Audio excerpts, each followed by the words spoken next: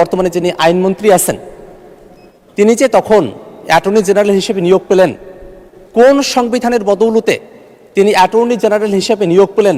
ঐকমত্য কমিশনে জুলাই সনদ বাস্তবায়নের ব্যাপারে সকলের মধ্যে আলোচনা হয়েছিল, সেই আলোচনার প্রসঙ্গ তারা সংসদে এসে কিভাবে ভুলে গেলেন সেটা আমি তাদের কাছে জানতে চাই। মাননীয় স্পিকার, 5 আগস্ট থেকে নিয়ে 8 আগস্ট পর্যন্ত বাংলাদেশে কোনো সরকার ছিল না।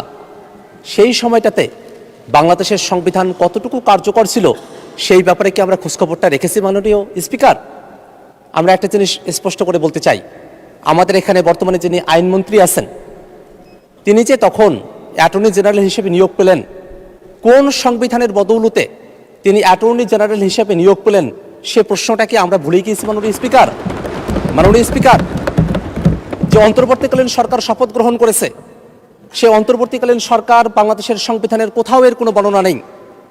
যে সরকার, আগের সরকার, তারা যে পদত্যাগ করেছে সেই পদত্যাগের ফর্মুলা কি? সংসদ যে ভেঙে দেওয়া হলো 6 তারিখে, সেই সংসদ ভেঙে দেওয়ার ফর্মুলাটা কি সংবিধানে বর্ণনা করা ছিল? তার কোনো কিছুই সেই সময়টাতে মাননীয় স্পিকার সংবিধান অনুযায়ী হয় নাই।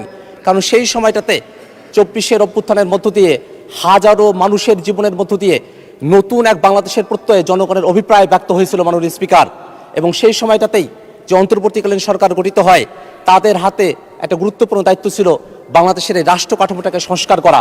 বাংলাদেশের রাষ্ট্র কাঠামোকে সংস্কার করার যে প্রয়োজনীয়তা আমরা এটা অতীতে দেখেছি, এই রাষ্ট্র কাঠামোকে বারংবার একটা ফেসিবাদের জাতা করে সেটাকে পিষ্ট করা হয়েছিল।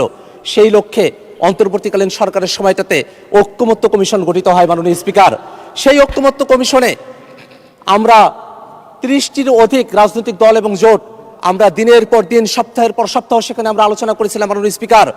সেই আলোচনার এক প্রান্তে গিয়ে যখন জুলাই সনদ বাস্তবায়নের প্রসঙ্গ আসে সেটা নিয়ে আমরা কয়েক দফায় আলোচনা করেছি।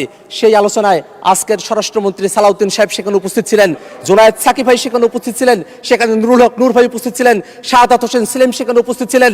এতগুলো মানুষ সরকারি দলের বেঞ্চে তারা বসে আছেন, তারা ঐকমত্য কমিশনে উপস্থিত হয়েছিলেন।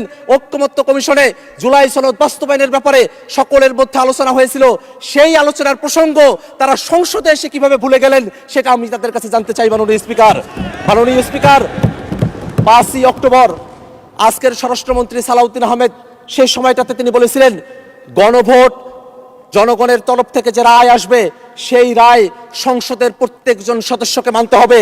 তিনি তার কথার উপরে এখন অটল কেন নাই সেটা আমরা তাদের কাছ থেকে জানতে চাই। মাননীয় স্পিকার, আমরা এই কথাটাও জানতে চাই, মাননীয় আইনমন্ত্রী তিনি সে সময়টাতে এই সংবিধান সংস্কারের জন্য যে আদেশ সেটাকে বাস্তবায়নের জন্য যে এক্সপার্ট প্যানেল গঠন করা হয়েছিল, সেই এক্সপার্ট প্যানেলের তিনিও একজন মেম্বার ছিলেন, তিনিও পরামর্শ দিয়েছিলেন সেই এক্সপার্ট প্যানেলে কেমন পদ্ধতিতে জুলাই সনদকে বাস্তবায়ন করা হবে।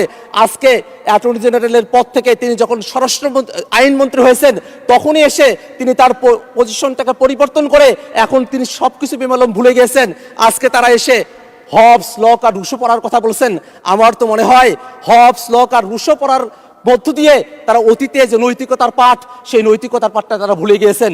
যদি নৈতিকতার পাঠ তাদের থাকতো তাহলে এতগুলো জনগণের সামনে জনাব তারেক রহমান আমাদের প্রধানমন্ত্রী তিনি 30শে জানুয়ারি রংপুরে আবু সাইদের জন্মভূমিতে দাঁড়িয়ে তিনি বলেছিলেন, দয়া করে গণভোটে হ্যাঁ দিন।